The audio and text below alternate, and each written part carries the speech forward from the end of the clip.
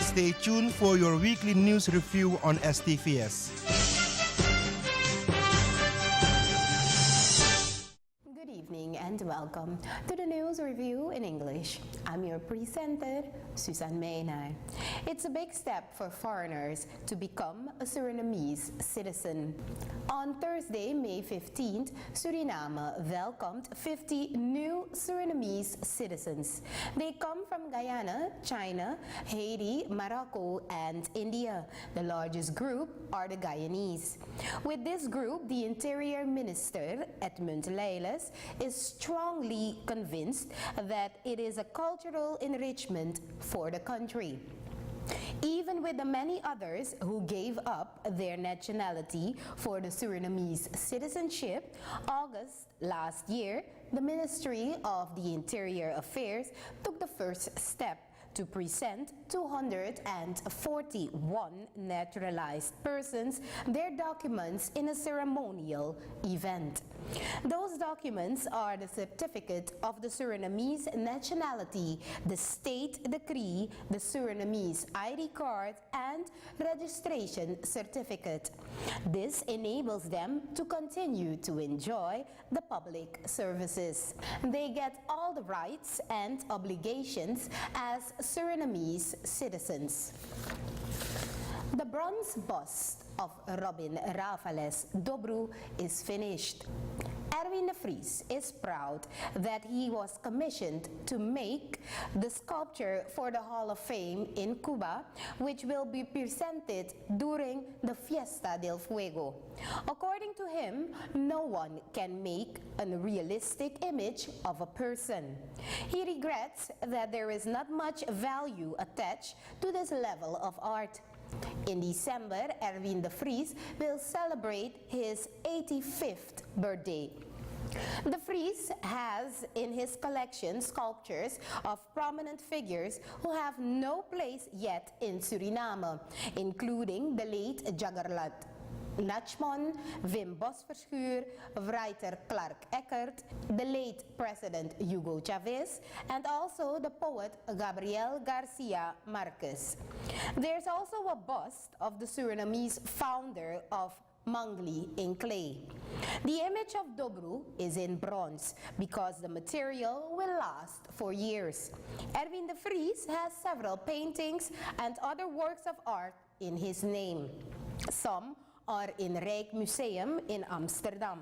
The proceeds from the annual charity bazaar of the women's group of the Embassy of Indonesia, Dharma Wanita Persatuan, were presented to the lucky recipients on Saturday, May 17th. The cabinet of First Lady Ingrid Bouterse Waldring, de Mithiel School, het Lotjeshuis, het Parelhuis, Huize Tiel, a woman whose house was destroyed by fire, a woman who needs medical care costs, a retirement home, and the foundation for 1 voor 12, led by Louis Vismalen, were the lucky ones. Even shelter homes in Indonesia will be remembered as usual.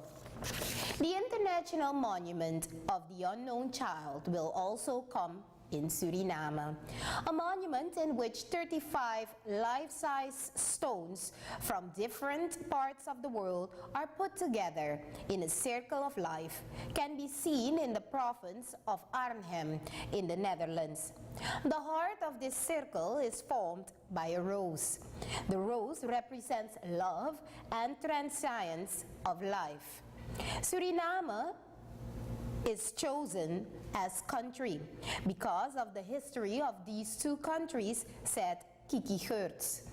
Therefore, a stone from Suriname will also be placed at the monument in Suriname. The monument is made just for children. The Roses for Children. Sailboat sails across the world and asks wherever it docks attention for children and the rights of the child. The Surinamese Foundation Roses for Children Suriname calls attention to the monument that is yet to be set up. The fire Department of Suriname, KBS, is 3 fire engines and 1 ladder truck richer. The handover of the vehicles took place on Monday, May 19th. They are funded with state funds. The Minister of Justice and Police, Edward Belfort, and some other guests were present. The representative of the supplier of the vehicle, SEMC, said that the vehicles can still be in A1 condition after 10 years. These vehicles are for the expansion of the fleet of the fire brigade. Suriname should completely switch over from analog to digital television within a year.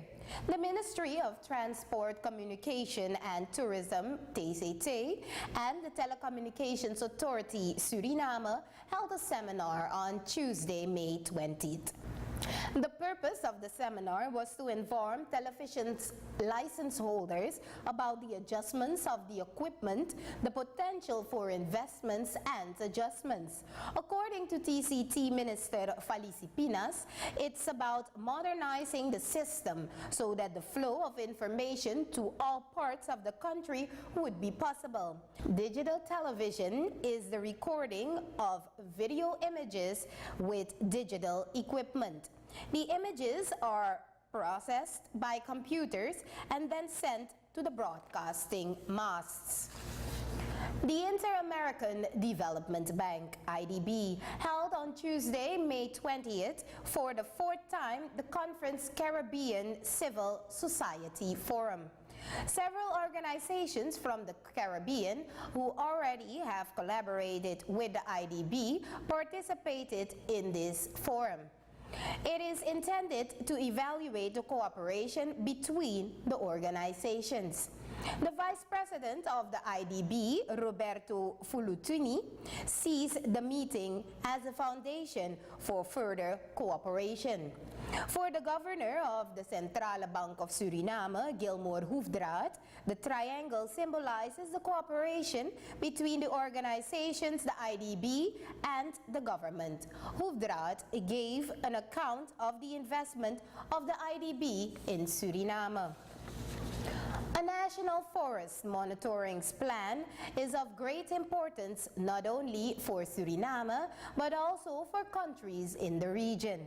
For this purpose, Suriname, together with the countries associated with the organization, Amazon Cooperation Treaty Organization, ACTO, held a workshop. The purpose of this workshop is to gather information for setting up the national plan for monitoring forest covering. This meeting has been implemented by the Foundation for Forest Conservation and Production Control, SBB.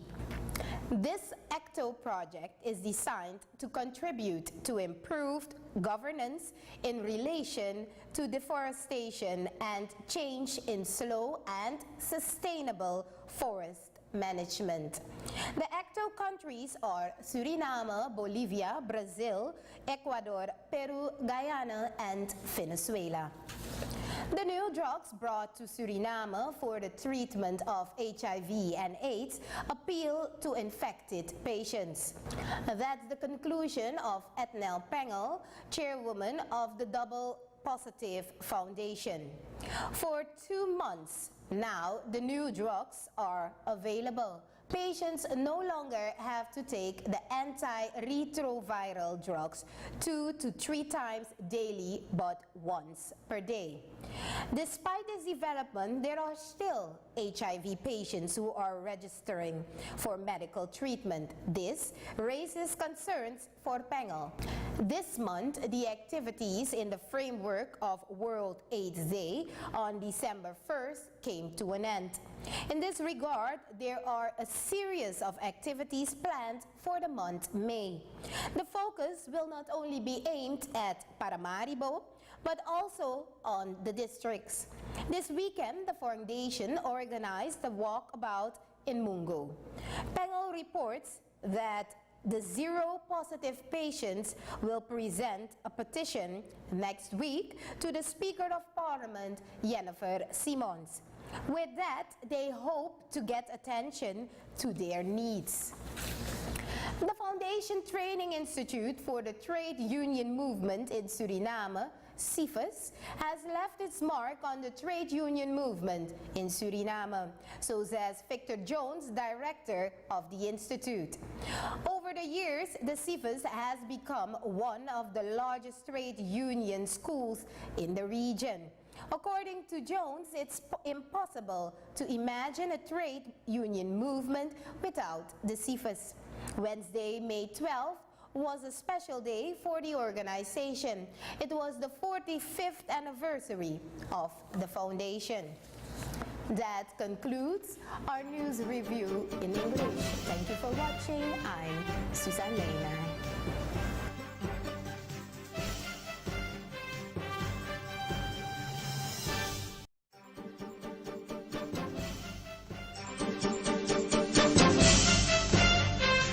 Stay tuned for your weekly news review on STVS.